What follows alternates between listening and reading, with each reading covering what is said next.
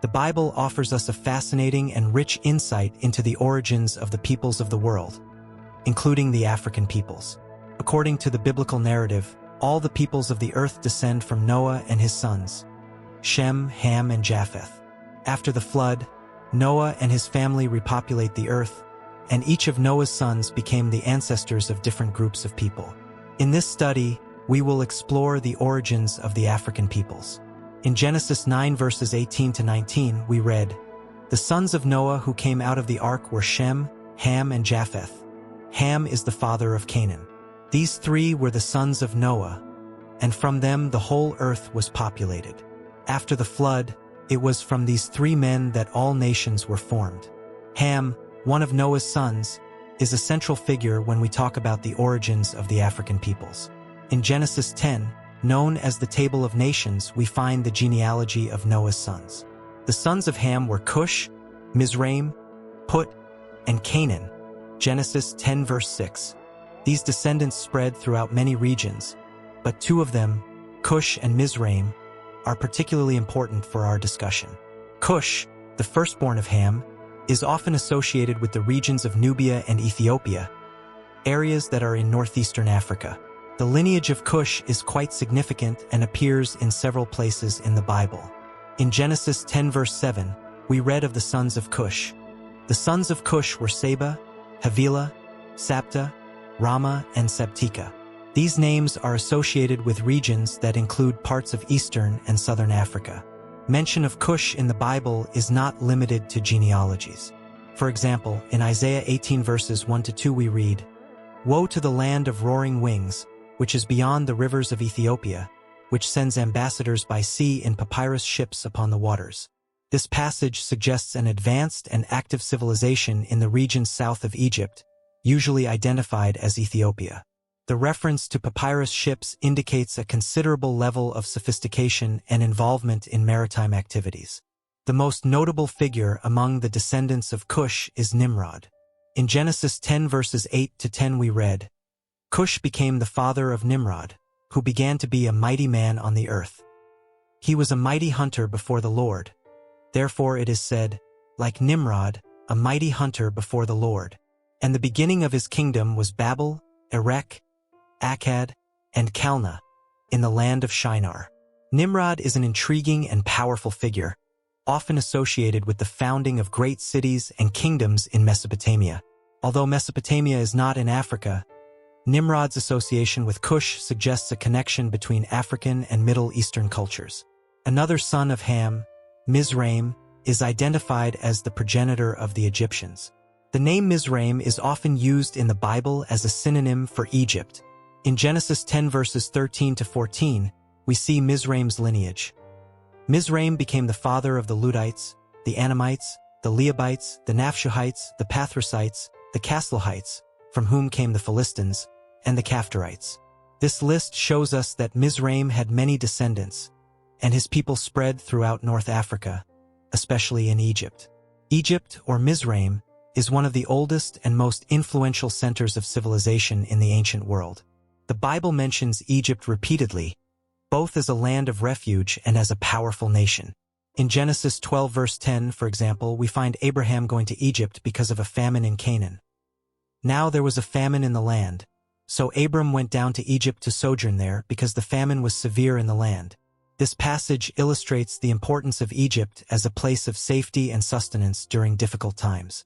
Misraim and his descendants not only settled Egypt, but also contributed significantly to the culture and history of the region.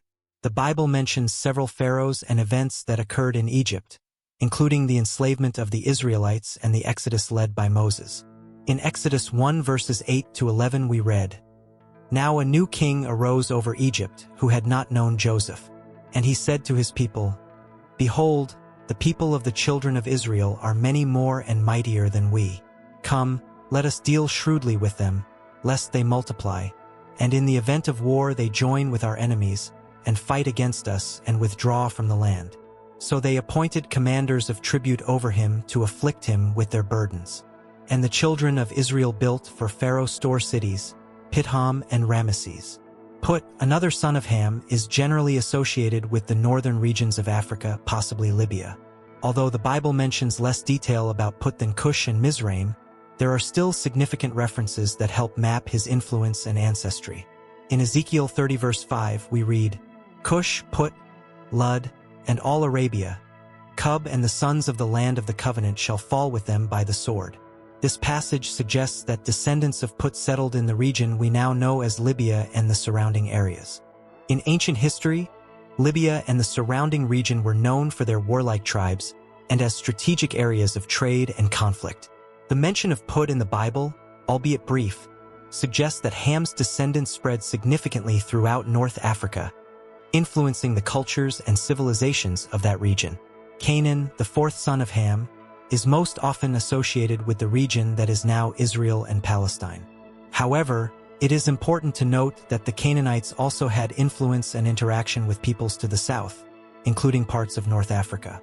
Genesis 10 verses 15 to 18 lists Canaan's descendants, including peoples such as the Hittites and Jebusites, who had contact with African regions.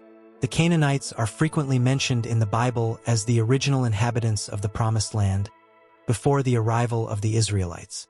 In Genesis 12 verse 6 we read, And Abram passed through the land unto the place of Shechem, unto the terebinth of More, and the Canaanites were then in the land.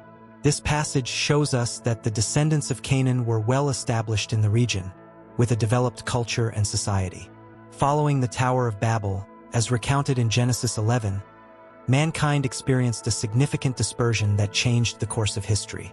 This event resulted in the migration and settlement of various tribes and nations in different parts of the world, including Africa. The Bible shows us that the diversity of languages and cultures was a direct result of this event, leading to the descendants of Ham spreading throughout the African continent. The story of the Tower of Babel begins with mankind united, speaking a single language and living in an area known as the Plain of Shinar. In Genesis 11 verses 1 to 4 we read, Now the whole earth was of one language and of one speech. As they journeyed from the east, they found a plain in the land of Shinar, and they settled there. And they said to one another, Come, let us make brick and burn it thoroughly. They used brick for stone and slime for mortar. And they said, Come, let us build ourselves a city and a tower with its top in heaven, and let us make a name for ourselves, lest we be scattered abroad over the face of the whole earth. The building of the Tower of Babel represented humanity's attempt to reach heaven, thereby defying the natural order and the sovereignty of God. However, God had other plans. In Genesis 11 verses 5 to 8, we read God's response. Then the Lord came down to see the city and the tower that the sons of men were building. And the Lord said, See, the people are one, and they have all one language. And this is what they are beginning to do. And now nothing will be restrained from them, which they have devised to do. Come, let us go down and confuse their language there, so that they will not understand one another's speech. So the Lord scattered them from there over the face of the whole earth, and they stopped building the city. The confusion of languages at Babel was a crucial turning point in human history. According to the biblical account, God confused the language of the people to prevent them from completing the tower, and as a result, they were scattered throughout the earth. This dispersion led to the emergence of different cultures, languages, and nations. This event marked the beginning of the linguistic and cultural diversity that we see in the world today. Each people group, when scattered, brought with it its own newly created language and began to develop distinct cultures. This diversity was not just an accidental result, but an intentional aspect of God's plan for humanity. This diversity of languages and cultures is a reflection of God's creativity and plan for humanity. The scattering of Babel resulted in the formation of countless nations and cultures, each contributing in a unique way to the tapestry of human history. The understanding that we are all descendants of Noah should lead us to treat one another with equality and respect. The Bible teaches us that God is no respecter of persons. All are equal before God, regardless of our background or culture. This principle of equality should be reflected in how we treat others, promoting justice, love, and unity.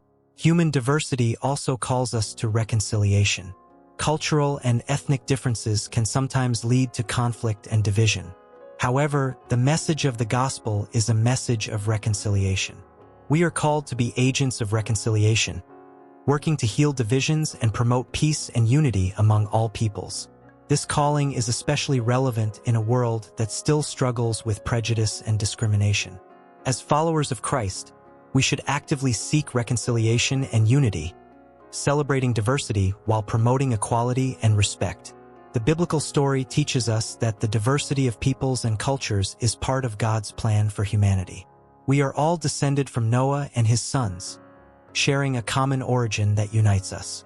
Linguistic and the cultural unity that emerged after the dispersion at the Tower of Babel is a reflection of divine creativity and a testimony to God's sovereignty. In a world often divided by differences, the biblical message calls us to recognize our fundamental unity and to treat everyone with respect and dignity. We are called to celebrate diversity as an expression of God's creation and to work for reconciliation and unity in Christ, reflecting the love and grace of our Creator.